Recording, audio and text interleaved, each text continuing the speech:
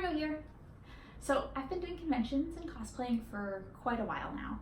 I usually see, bought costumes from China at conventions. In the back of my head, I've always thought, I wonder if I could make that just like better. Like if I could take one of those and make it into like a really nice costume. Well, then I found this. It's a $17 Alice in Wonderland dress that I saw on Amazon, and I bought it. So time for unboxing. I'm not gonna lie, I'm like a little nervous. I guess in a weird way I kind of want it to be a train wreck, because if it's just like a nice costume, then there's only so much you can do to make something nice better. Whereas if it's just like horrendous, there's always just a million things you could do to improve it. So we'll see. Fabric's not bad. Ooh, lots of pieces. Oh, it's actually kind of cute. It's a little bow. Okay, this looks like petticoat. Nope, apron. The apron is not the best fabric. Needs to be ironed and smells a little weird. Okay, let's see this dress. I got a little bit bigger size, but I think I may have gotten a little bit too big of one. Yeah, I figured I could take it down a lot easier than I could make it bigger. I'd have to just hope there was enough fabric in the seams, and there totally would not have been. Definitely not. I would not have been able to make this bigger. This lace is kind of weird.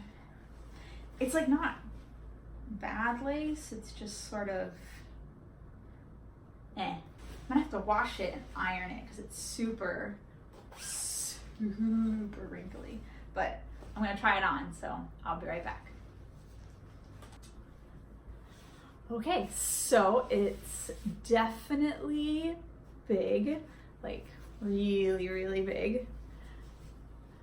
I'll probably have to take in all the darts, but it means I might be able to raise the sleeve a little bit and like make this a little poofier, because it's cute, but it's not like as cute as it could be if it was like a little bit higher, and I could put something inside to kind of give it a nice poof.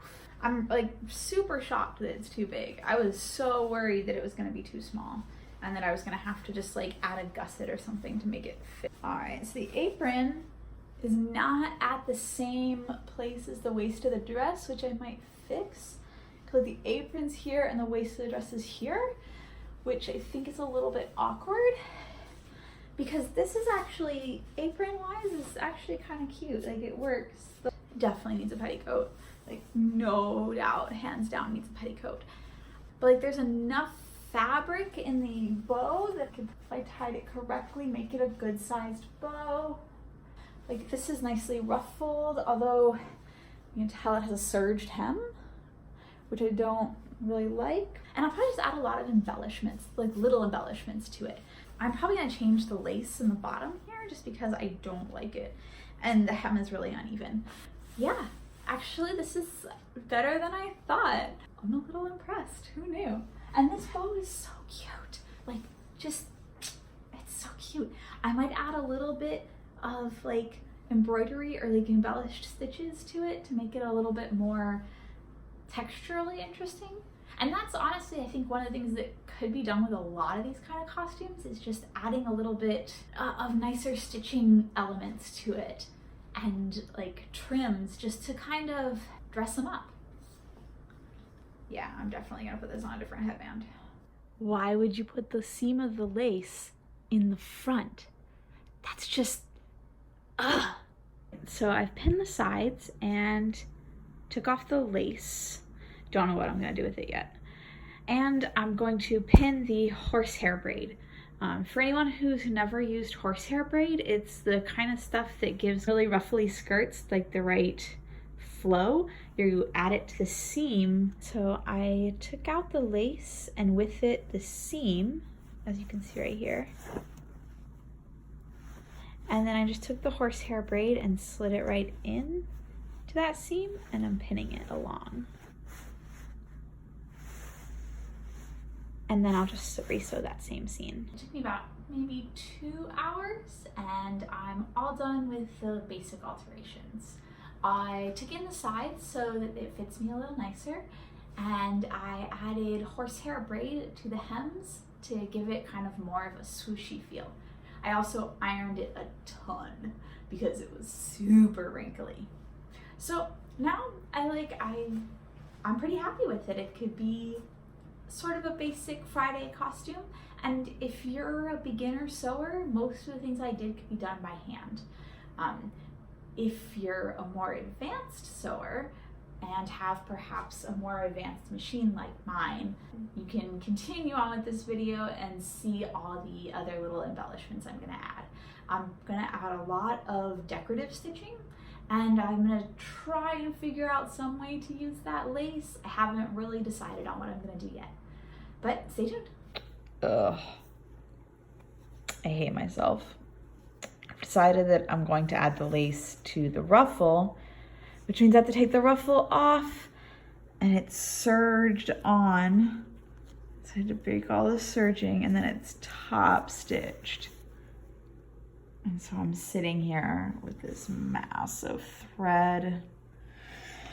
Oh, it was a stupid idea.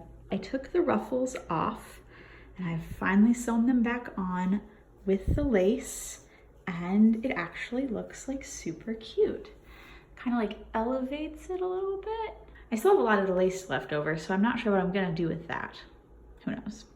I added some decorative stitching to the front here, and I was gonna do it up the sides, but I decided that I really, really like how it looks in the front. I also have some on the bow, and I'm just like really happy with it. It looks really cute. Alrighty, I am finally finished. Yay! I'm so glad. This has been a really interesting project for me to do. As I was doing it, I realized that most of the things I did were within the realms of someone who's a beginner. You could easily do it even without a sewing machine. You just need to have the patience to hand sew a lot of that stuff. Even the decorative stitching could be done by hand if you don't have access to a sewing machine. And I'm actually really happy with how this all turned out. There's a lot of things that can be done to costumes that you buy online. Like the big hard part's already done for you, the construction, the fabric choices. So now all you have to do is kind of just the pretty little detail stuff. I mean, I did have to take this one in a little bit because it didn't fit me quite right, but even alterations aren't that hard.